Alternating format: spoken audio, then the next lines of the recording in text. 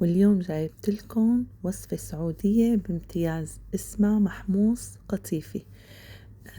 كتروا بصل إذا حبيتوا أكتر بتقطعوهم هيك ناعمين، بصل أبيض، وبعدين بتحطولن زيت، وطبعا الطبخة كلها بكفة، وتحميص البصل بكفة. البصل بده وقت كتير طويل.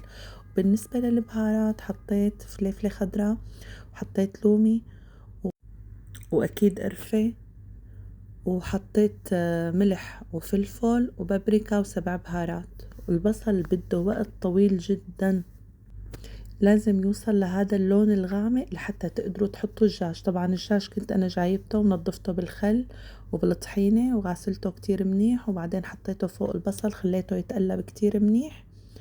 وحطيت عليهم مي، وهون تقريبا تركتهم حوالي نص ساعة على الغاز. بس هون طبعا اكيد حطيت البهارات قبل ما اغطيهم وحطهم على النار. تركوهم لحتى يستووا كتير منيح، وبس استووا بتقيموهم بتحطوهم على جنب. بقى بتحطوهم هون كمان بالفرن اذا حبيتوا ليتأمر وشهم. وهون كنت غاسلة الرز حطيته فوقهم، وطبعا ركزت الملح تبعهم وتركته لحتى يتهدى كتير منيح. وما بدي لكم اول مرة بعملها لهي الاكلة، بس كتير طيبة، جربوها رح تعجبكم.